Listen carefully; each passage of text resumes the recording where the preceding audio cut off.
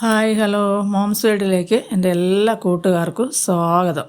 അപ്പോൾ ഇന്ന് നല്ല അടിപൊളി ടേസ്റ്റിലുള്ള ഒരു ബ്രേക്ക്ഫാസ്റ്റിൻ്റെ റെസിപ്പി ആയിട്ടാണ് വന്നേക്കുന്നത്.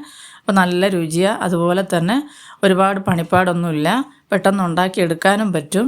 കറിയൊന്നും പ്രത്യേകിച്ച് ഇതിന് വേണ്ട, അത്ര രുചികരമായിട്ടുള്ള ഒരു നല്ല ബ്രേക്ക്ഫാസ്റ്റിൻ്റെ റെസിപ്പി. അപ്പോൾ അതിനായിട്ട് നമുക്ക് ആദ്യം വേണ്ടത് ഒരു പാത്രം എടുക്കാം. ആ പാത്രത്തിലേക്ക് നമുക്ക് 2 കപ്പ് മൈദാപ്പൊടിയാണ് ഞാനിവിടെ ഇട്ട് കൊടുക്കുന്നത്. അപ്പോൾ ഇതുപോലെ ഒരു കുപ്പി പാത്രത്തിലാണ് ഞാൻ അളന്നെടുക്കുന്നത്. അപ്പോൾ നിങ്ങൾ ആളിൻ്റെ വീട്ടിൽ എത്ര പേരുണ്ടോ അതിനനുസരിച്ച് എണ്ണം കൂട്ടുകയും മാറ്റുകയൊക്കെ ചെയ്യുക. ഇതിപ്പോൾ നമ്മൾ 3 പേരുണ്ട്, 2 കൊച്ചു പിള്ളേരൊക്കെ ആണെങ്കിൽ കഴിക്കാൻ തികയും കേട്ടോ.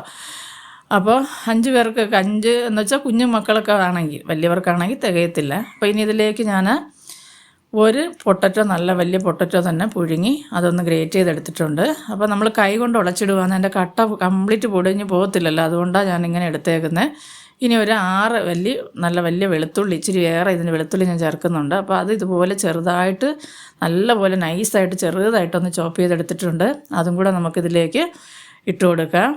ഇനി 1 ടീസ്പൂണ് ചതച്ച മുളക് നമുക്ക് വേണം, അതും കൂടെ ഇട്ട് കൊടുത്തിട്ടുണ്ട്. അപ്പോൾ എരിവ് വേണ്ടെന്നുള്ളവർ കുറച്ചിടുക. ഇനി വേണ്ടത് മല്ലിയില, അതും ഇതുപോലെ പൊടിയായിട്ട് തന്നെ അരിഞ്ഞെടുത്തിട്ടുണ്ട്. അതും കൂടെ നമുക്കിതിലേക്ക് ഇട്ട് കൊടുക്കാം. ഇനി ഒരു 1/4 ടീസ്പൂണ് മഞ്ഞൾപ്പൊടി ചേർത്ത് കൊടുക്കാം, അതിന് നല്ലൊരു കളറൊക്കെ കിട്ടുന്നതിന് വേണ്ടിയിട്ട്. ഇനി ഞാൻ ഒരു പീസ് ബട്ടർ എടുത്തിട്ടുണ്ടായിരുന്നു, അപ്പോൾ അത് ഉരുക്കി എടുത്തിട്ടുണ്ട്. ആ ഉരുക്കിയ ബട്ടറും കൂടെ അതിലേക്ക് ഒഴിച്ചു കൊടുത്തതിന് ശേഷം ആവശ്യത്തിനുള്ള ഉപ്പ് ചേർത്ത് കൊടുക്കുക.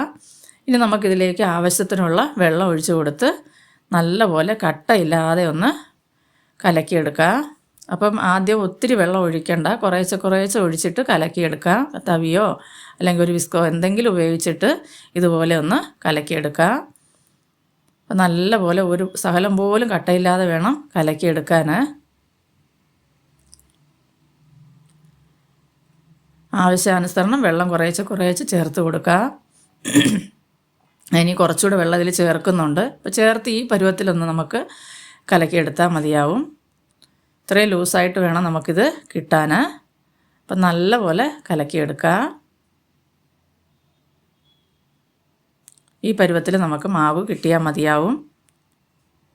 അപ്പോൾ ഇനി നമുക്കൊരു പാൻ അടുപ്പത്ത് വെക്കാം. ഇത് നോൺ സ്റ്റിക്ക് പാനാണെങ്കിൽ ഏറ്റവും നല്ലതാണ് കേട്ടോ ചെയ്തെടുക്കാൻ. പക്ഷേ എൻ്റെ കയ്യിൽ നോൺ സ്റ്റിക്ക് പാൻ ഇല്ലാത്തത് കൊണ്ട് ഞാൻ ഇരുമ്പിൻ്റെ ദോശക്കല്ലാണ് വെച്ചേക്കുന്നത്. അപ്പോൾ ഞാനിത് ചപ്പാത്തിയൊക്കെ ഉണ്ടാക്കുന്ന കല്ല, അതിലേക്ക് ഞാൻ ഒഴിച്ചിട്ട് ജസ്റ്റ് ഒന്ന് ചെറുതായിട്ടൊന്ന്, ഒരുപാട് നൈസായിട്ടൊന്നും ചെറുതായിട്ടൊന്ന് പരത്തി കൊടുത്തിട്ട് നമ്മളിത് തിരിച്ചും മറിച്ചിട്ടും നല്ലപോലെ ഒന്ന് ആ സൈഡെല്ലാം മുരിഞ്ഞ് കിട്ടണം, മൂപ്പിച്ചെടുക്കണം.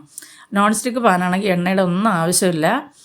അപ്പോൾ അതില്ലാത്തതുകൊണ്ട് ഞാൻ ഇരുമ്പ് കല്ലേ ചെയ്തെന്നുള്ളത്. ഇതുപോലെ നല്ലപോലെ ആ സൈഡൊക്കെ മുരിഞ്ഞ് കിട്ടണം കേട്ടോ. അപ്പോൾ നോൺ സ്റ്റിക്ക് പാനാണെങ്കിൽ ഒന്നുകൂടെ നല്ല പെർഫെക്റ്റായിട്ട് നമുക്ക് കിട്ടും. അപ്പോൾ ഇത് തിരിച്ചു മറിച്ചിട്ട് നല്ലപോലെ മൂപ്പിച്ചെടുക്കുക. വേഗം മുമ്പേ എടുത്ത് വെക്കരുത്, നല്ല മുരിഞ്ഞ് കിട്ടുമ്പോഴേ അതിന് നല്ല ടേസ്റ്റ് കിട്ടുന്നത്. അപ്പോൾ ഞാനിതുപോലെ ഉണ്ടാക്കി എടുത്തിട്ടുണ്ട്. എല്ലാം ഇപ്പം ഞാൻ ഉണ്ടാക്കി മാറ്റി വെച്ചിട്ടുണ്ട്. നല്ല ടേസ്റ്റ്, ഇതിന് പ്രത്യേകിച്ച് കറിയോ അങ്ങനെ ഒന്നും വേണ്ട, ഇത് മാത്രം മതി നമുക്ക് കഴിക്കാൻ. ചായയോ കാപ്പിയോ വേണമെന്നുള്ളവർക്ക് അത് ഉപയോഗിച്ച് കഴിക്കാവുന്നതാണ്. അപ്പോൾ പെട്ടെന്ന് ഉണ്ടാക്കിയെടുക്കാനും പറ്റും. അപ്പോൾ എല്ലാവർക്കും ഇഷ്ടപ്പെടുമെന്ന് ഞാൻ വിശ്വസിക്കുന്നു. അപ്പോൾ എൻ്റെ എല്ലാ കൂട്ടുകാർക്കും അടുത്തൊരു വീഡിയോ ആയിട്ട് കാണുന്നത് വരെയും എല്ലാവർക്കും ബായ്.